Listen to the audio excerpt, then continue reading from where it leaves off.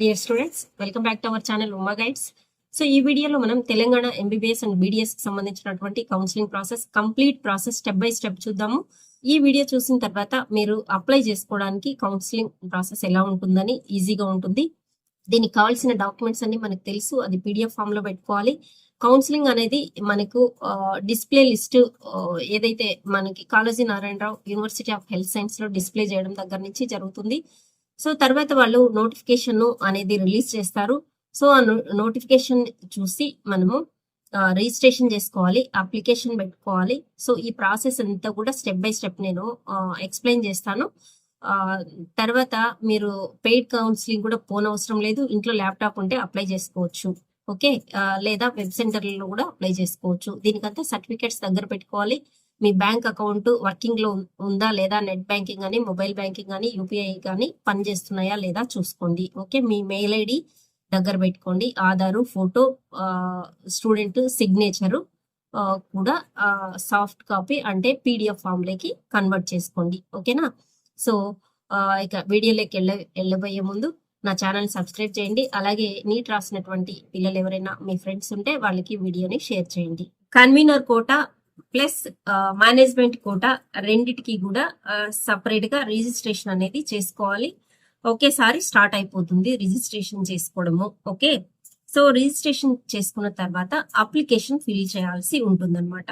So ఇది ప్రతిదానికి కూడా క్యాటిఏలో మనకి ఎంబీబీఎస్ అండ్ బీడీఎస్ రెండు ఒకేసారి జరుగుతుంది. సపరేట్ గా ఏమి బీడీఎస్ కి ఎంబీబీఎస్ కి అప్లికేషన్స్ ఉండదు, రెండు ఒకేసారి. After NEET results, KNR UHS release the official counselling notification for MBBS BDS combined గా రిలీజ్ చేస్తారు. నోటిఫికేషన్ లో ఏముంటుందంటే eligibility, registration dates, fee details, required certificates, counselling schedule అనేది దీంట్లో మెన్షన్ చేస్తారు.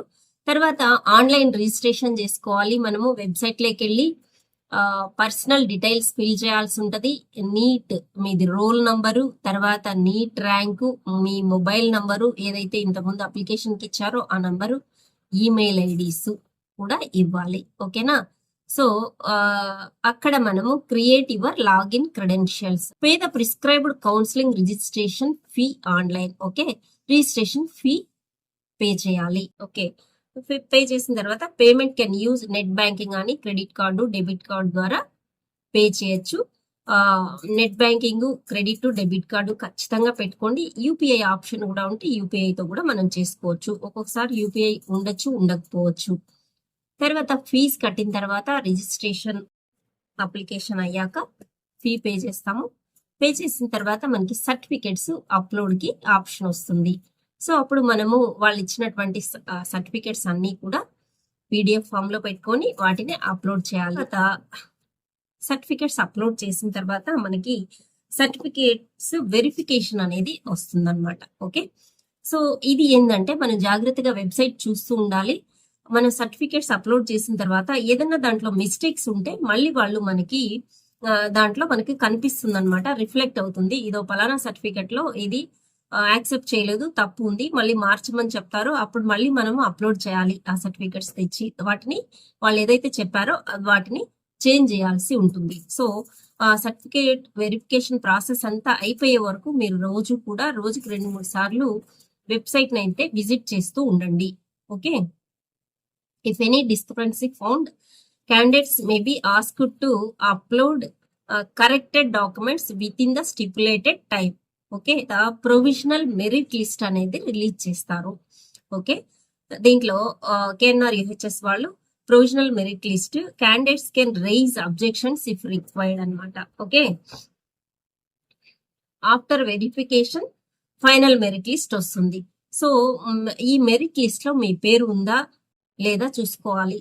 ఓకే, ప్రొవిజనల్ మెరిట్ లిస్ట్ లో, ఫైనల్ మెరిట్ లిస్ట్ లో అయినా మన నేమ్ వస్తేనే మనము వెబ్ ఆప్షన్స్ పెట్టుకోవడానికి ఎలిజిబుల్ అవుతాం అనమాట. సో మనం అన్ని త్రూగా ఉన్నాము, మనం ఈ కౌన్సిలింగ్ లో పార్టిసిపేట్ చేయొచ్చు అని.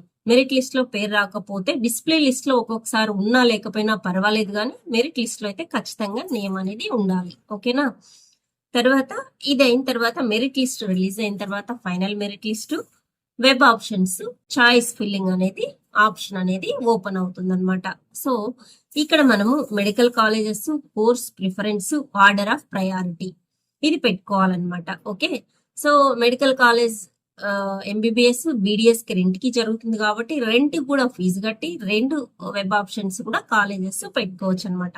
మనం ముందుగా అనుకున్నట్లే వెబ్ ఆప్షన్స్ అన్ని కాలేజ్ ప్రయారిటీ లిస్ట్ రాసి పెట్టుకోండి, ఆర్డర్ ఆఫ్ ప్రయారిటీ దాని ప్రకారం వెబ్ ఆప్షన్స్ ని పెట్టుకోవాలి. సో ఇక్కడ మళ్ళా వెబ్ ఆప్షన్స్ ఇచ్చిన తర్వాత రౌండ్ 1 జరగడానికి ఒక 4 to 6 డేస్ రిజల్ట్ రావడానికి టైం అనేది పట్టచ్చు, లేదా తక్కువ కూడా పట్టచ్చు ఈసారి, ఎందుకంటే ఫాస్ట్ గా కూడా చేసే ఛాన్స్ ఉందన్నమాట. So arrange colleges carefully because allotment depends on the NEET rank, మీ రిజర్వేషను, తర్వాత local status, availability of the seats, preferences field, మనం ఏదైతే ప్రిఫరెన్స్ పెడతామో. ఇప్పుడు మీకు top rank 13th 19th ranks వచ్చాయి కదా మన తెలంగాణలో.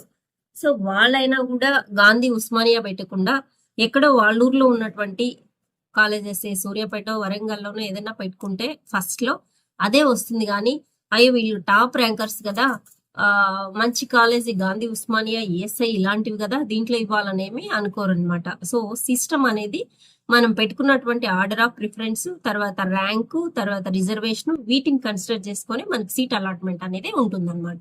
ఓకే, కాబట్టి మంచి కాలేజెస్ టాప్ లోనే మీకు ఇష్టమైనటువంటివి ఎక్కడైతే చేరదాం అనుకుంటున్నారో దాన్ని ఫస్ట్ ప్రయారిటీస్ కింద పెట్టుకోండి. సో ఇవైన తర్వాత సీట్ అనేది అలాట్ అవుతుంది. సో రౌండ్ 1 సీట్ అలాట్మెంట్ జరుగుతుంది.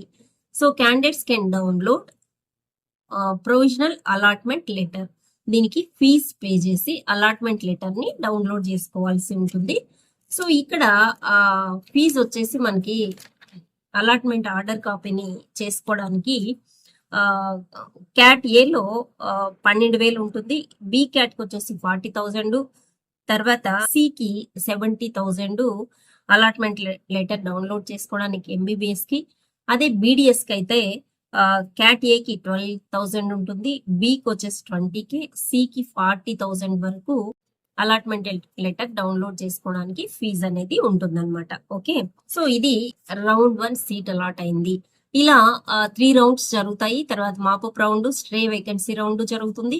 సో రౌండ్ 1 లో సీట్ వచ్చినటువంటి వాళ్ళు అలాట్మెంట్ లెటర్ డౌన్లోడ్ చేసుకొని ఫీ కట్టి అలాట్మెంట్ లెటర్ డౌన్లోడ్ చేసుకొని దీనితో పాటు ప్రింట్ తీసుకొని మీరు ఏ కాలేజ్ అయితే మీకు సీట్ అలాట్ అయిందో ఆ కాలేజ్ కి విత్ ఇన్ ద టైం, వాళ్ళు టైం ఇస్తారో ఆ టైం లోపల వెళ్ళి మీరు జాయిన్ కావాల్సి ఉంటుంది అనమాట. ట్యూషన్ ఫీజు కట్టి డాక్యుమెంట్స్ అన్ని వెరిఫై చేయించుకొని, సో గవర్నమెంట్ కాలేజెస్ కి 10,000 ట్యూషన్ ఫీజు ఉంటుంది. సో ప్రైవేట్ కాలేజెస్ లో బి కేటగిరీలో 11.5 నుంచి 13.5 వరకు ఉంది. సో సి కేటగిరీలో 23 to 26 lakhs ఫీజు అనేది ఉంది. సో ఇక్కడ మళ్ళీ ఈ మేనేజ్మెంట్ బి కేటగిరీలో 15% సీట్స్ కి తెలంగాణలో ఏపీ వాళ్ళు కూడా పార్టిసిపేట్ చేయొచ్చు. ఓకే, సో ఏపీలో కన్నా తెలంగాణలో కొంత ఫీజు తక్కువ ఉంటుంది కాబట్టి పార్టిసిపేట్ చేసే వాళ్ళు ఉంటారు, పార్టిసిపేట్ చేయొచ్చు. ఓకే, తర్వాత నీలిమ కాలేజ్ లో బి క్యాట్ కి 15 lakhs గాను, సి క్యాట్ కి 22.5 lakhs గాను ఫీజులు అయితే ఉన్నాయన్నమాట. ఓకే, ట్యూషన్ ఫీ పేమెంట్ వచ్చేసి pay the prescribed tuition fee, download the payment receipt అనమాట. Go to the college. So carry original certificates తీసుకొని వెళ్ళి మనము కాలేజ్లో అవి వెరిఫై చేయించుకొని అడ్మిషన్ తీసుకోవాలి. అక్కడ మీకు కాలేజ్లో నచ్చిన కాలేజ్ వచ్చినా నచ్చిన కాలేజీ రాకపోయినా అక్కడ జాయిన్ అయితే మాత్రమే మీరు కౌన్సిలింగ్ లో కొనసాగుతారు, లేకుంటే కౌన్సిలింగ్ నుంచి ఎగ్జిట్ అయిపోయినట్టే లెక్క అనమాట. So counselling rounds: round 1 fresh registration, choice filling, seat allotment and reporting to the college. Round 2 candidates can upgrade college. Round 1 లో వచ్చినటువంటి సీట్ జాయిన్ అయ్యారు, సో మీకు నచ్చలేదు, అది రౌండ్ 2 లో అప్గ్రేడేషన్ కి పెట్టుకోవచ్చు. Okay, so participate if no seat was allotted. Seat రాని వాళ్ళు పార్టిసిపేట్ చేయొచ్చు, అప్గ్రేడేషన్ కోరుకున్న వాళ్ళు పార్టిసిపేట్ చేయొచ్చు రౌండ్ 2 లో. Freshly participate if permitted by the notification. So registration అయితే ఖచ్చితంగా ముందే చేసుకొని ఉండాలి, చేసుకున్న వాళ్ళు మాత్రమే ఎలిజిబిలిటీ ఉంటుంది. ఈ విధంగా రౌండ్ 1, రౌండ్ 2 ఉంటుంది, రౌండ్ 3 కూడా ఉంటుంది. రౌండ్ 3 లో అయితే సీట్ వచ్చిన వాళ్ళు ఖచ్చితంగా జాయిన్ కావాల్సి ఉంటుంది. Mop up round conducted for vacant seats after round 2 or 3 అన్నమాట. దీంట్లో కూడా సీట్ మిగిలితే స్ట్రే వేకెన్సీ రౌండ్ ఉంటుంది. స్ట్రే వేకెన్సీ రౌండ్ లో సీట్ వస్తే ఖచ్చితంగా చేరాల్సి ఉంటుందన్నమాట. ఓకే, సో ఏదైనా కంప్యూటర్ సెంటర్లకైనా కూడా వెళ్ళి చేయించుకోవచ్చు. వెళ్ళి చేయించుకున్నా కూడా మీ అకౌంట్ నుంచి డబ్బులు పే చేయండి, మీ మొబైల్ నంబరే ఇవ్వండి, మీ మెయిల్ ఐడినే ఇవ్వండి, మీకే ఇన్ఫర్మేషన్ అనేది వస్తూ ఉంటుంది అనమాట. వెబ్సైట్ వాళ్ళది, కంప్యూటర్ సెంటర్ వాళ్ళది, నెట్ సెంటర్ వాళ్ళది ఇవ్వకండి. ఓకేనా? సో ఇక వచ్చినటువంటి సీట్ను ఖచ్చితంగా తీసుకుంటేనే మీరు కౌన్సిలింగ్ లో కొనసాగుతారు, లేదంటే మాత్రం ఎగ్జిట్ అవ్వడం జరుగుతుంది అనమాట. సో ఇది ఒకటి గుర్తుపెట్టుకోండి. సో నెక్స్ట్ ఫర్దర్ రౌండ్స్ కి ఎలిజిబుల్ కావాలంటే మనం పార్టిసిపేట్ చేయాలి. ఇక management NRI quota, management quota కూడా ఇంతే, ఫీజు కూడా చెప్పడం జరిగింది. తర్వాత ఎన్ఆర్ఐ కోటాకు దానికి సపరేట్ డాక్యుమెంట్స్ ఉంటాయి. ఆ ఎన్ఆర్ఐ కోటాలో అప్లై చేసుకోవాలంటే ఆ డాక్యుమెంట్స్ అనేది రెడీగా పెట్టుకోవాలి ఎన్ఆర్ఐ వాళ్ళు. అవి డాక్యుమెంట్స్ గురించి ఇంకో వీడియోలో నేను చెప్తాను. తెలంగాణ ఎంబీబీఎస్ బీడీఎస్ కౌన్సిలింగ్ కి సంబంధించినటువంటి ఈ ఫుల్ డీటెయిల్స్ 3 నుంచి 4 రౌండ్లలో కొనసాగుతుంది. సో ప్రతి రౌండ్ లోనూ మనము ఆప్షన్స్ అనేది తెలంగాణలో పెట్టుకోవచ్చు. ఏపీలో అయితే ఓన్లీ 1 టైం వెబ్ ఆప్షన్సే ఉంటుంది. తెలంగాణలో అయితే వెబ్ ఆప్షన్స్ పెట్టుకోవచ్చు. రౌండ్ 1 లో వచ్చేసి మాక్సిమం ఆప్షన్స్ పెట్టుకోండి. సో రౌండ్ 2 లో వచ్చేసి ఒకసారి మీకు సీట్ వచ్చిన తర్వాత మీకు ఏదైతే అప్గ్రేడ్ అంటే ఈ కాలేజ్ వస్తే బాగుండు అన్నటువంటివి మాత్రమే పెట్టుకోవచ్చు, మిగతా అన్ని పెట్టుకోని అవసరం లేదు. సో రౌండ్ 1 లో మాక్సిమం పెట్టుకోవడానికి ట్రై చేయండి. మీకు ఏదైనా డౌట్ ఉంటే కామెంట్స్ లో చెప్పండి, నేను రిప్లై ఇవ్వడం జరుగుతుంది.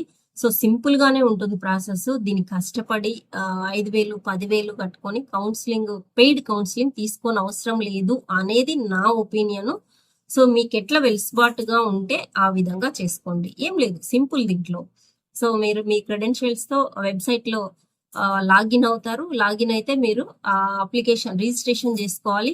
తర్వాత అప్లికేషన్ ఫిల్ చేయాలి, డీటెయిల్స్ అడుగుతూ ఉంటుంది, ఫిల్ చేయాలి. తర్వాత కౌన్సిలింగ్ సంబంధించినటువంటి ఫీజు కట్టాలి. ఓసీకి ఒకటి ఉంటుంది, ఓసీబీసీకి ఒకటి ఉంటుంది, ఎస్సీ ఎస్టీకి ఒక రకమైనటువంటి ఫీజు ఉంటుంది. ఆ ఫీజు కడితే రిజిస్ట్రేషన్ కి మనం ఎలిజిబిలిటీ అనమాట.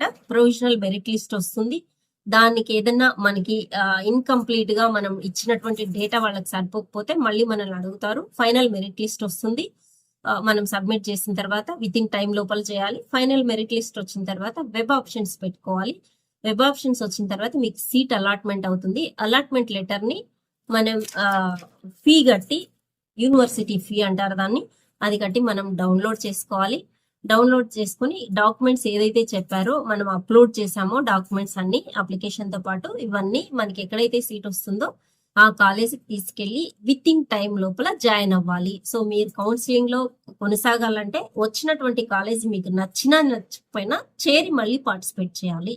ఇది మాత్రం జాగ్రత్తగా గుర్తుపెట్టుకోవాల్సిన అంశం అన్నమాట. ఓకే, సో ఫోటోలు అన్ని కూడా రెడీ చేసి పెట్టుకోండి. ఈ సర్టిఫికెట్స్ అన్ని కూడా 3-4 సెట్లు జిరాక్స్ తీసి పెట్టుకోండి, ప్లస్ సాఫ్ట్ కాపీ పెట్టుకోండి. ఇది కౌన్సిలింగ్ తెలంగాణకు సంబంధించినటువంటి video. Thank you for watching. So video మీకు ఉపయోగపడింది అనుకుంటున్నాను. వీడియో నచ్చినట్లయితే లైక్ చేయండి, మీ ఫ్రెండ్స్ షేర్ చేయండి, అలాగే నా ఛానల్ని సబ్స్క్రైబ్ చేయండి. Thank you for watching. All the best children.